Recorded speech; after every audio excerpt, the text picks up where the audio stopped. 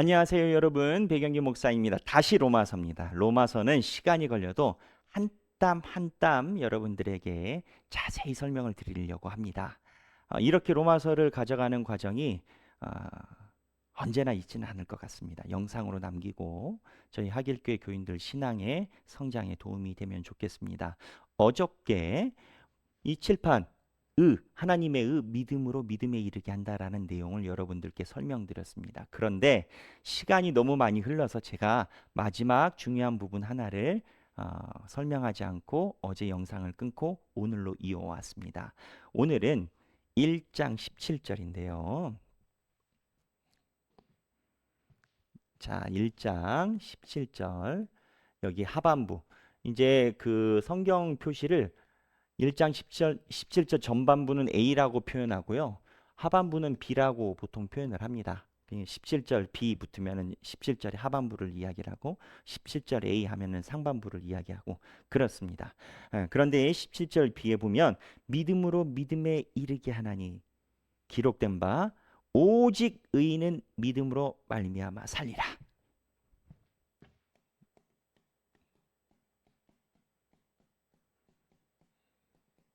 믿음으로 말미암아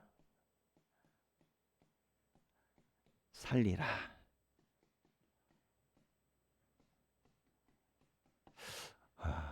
오늘은 글씨를 좀 잘 쓴 것 같습니다. 읽어지네요.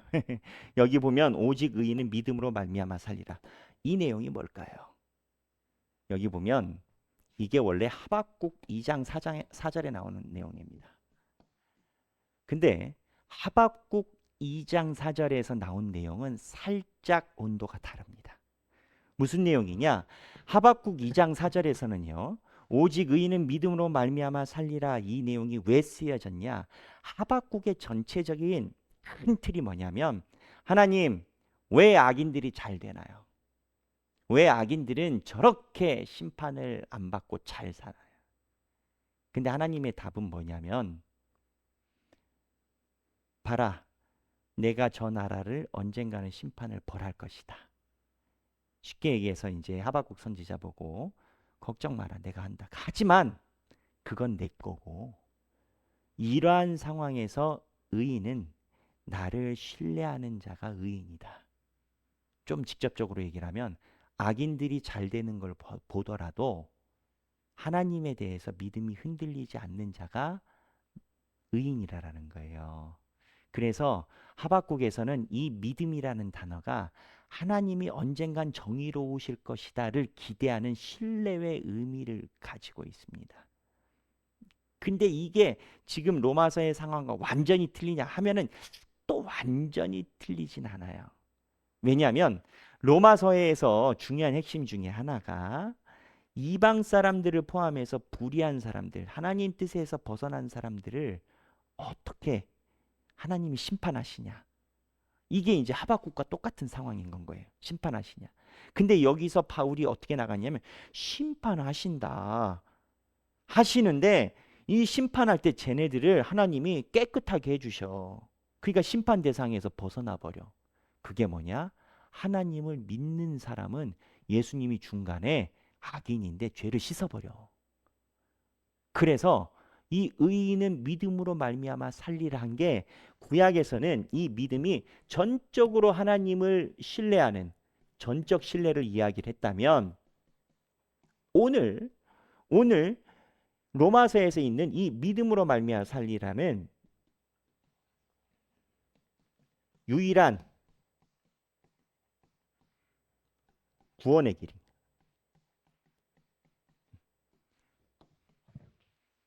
그러니까 오늘 믿음 복음에는 하나님의 의가 나타나서 믿음으로에 이르게 하나니 오직 의인은 믿음으로 말미암아 살리라 이 내용은 결국 하나님 앞에 구원받는 자는 칭찬받고 나중에 그냥 쉽게 얘기해서 천국 가는 자는 믿는 거 외에는 방법이 없다라는 거예요. 근데 믿는 게 뭐냐? 내가 예수님을 믿어야 내 죄가 예수님에게 토스 넘어가고 예수님이 해결 준다라는 거예요. 그게 덮어놓고 믿어야 된다라는 거예요. 그래야 예수님이랑 우리가 요즘 말로 빨대가 연결된다라는 거예요. 그래서 이 개념이 약간 온도차가 있습니다. 그런데 큰 그림에서 보면 그렇게 다른 얘기는 아니에요. 뭐냐면 전적으로 하나님을 신뢰하는 하박국. 어려운 상황에서 오직 의인은 믿음으로만 말미암아 살리라. 하박국 선지자한테 하나님이 그런 거예요. 걱정 마라. 나를 믿어라. 내가 공의롭게 할 것이다. 나를 믿어라. 근데 하나님을 신뢰하는 게 여기 믿음에서는 하나님 의인들 어떻게 합니까? 다 심판하셔야죠. 그때 걱정 마라. 나를 믿어라. 근데 나를 믿는 자는 예수님 때문에 살아나네. 그러니까 결국엔 깨끗해졌으니까 공평해지는 거야. 그래서 이 믿음이 약간 다른데 구원의 믿음에 대한 거예요. 근데 여기서 우리가 생각할 게 있어요. 믿음은 믿음으로만 가능합니다.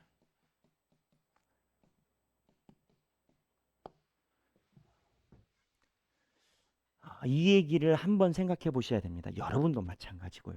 우리 신앙생활도 마찬가지고. 어떠한 친구를 전도하기 위해서 제가 전도사 할 때 이러한 질문을 한 친구가 있어요. 그 친구가 주일날 영화 보러 가야 되는데 예배 시간에 영화 보는데 영화 보러 같이 가줘야 친구라라고 얘기를 해가지고 같이 가줘야 예배 시간에 나온다라는 거예요. 근데 여러분 그 전도하려는 대상자의 비위를 맞춰준다고 믿음이 생기지는 않습니다. 달래가지고 교회에 어떻게 뭐 한번 이렇게는 되죠. 뭐 가능할 수도 있고 불가능할 수도 있겠어요. 그런데 믿음은 교회 문 연다고 생기는 게 믿음이 아닙니다. 주여 주여 하는 자마다 다 천국에 가는 게 아니라고 예수님이 말씀하셨어요. 어거스틴은 교회 안에도 죄인이 있다라고 얘기를 했어요. 그리고 현대적 선교적 개념에는 예배드리는 자가 선교의 대상이에요. 왜?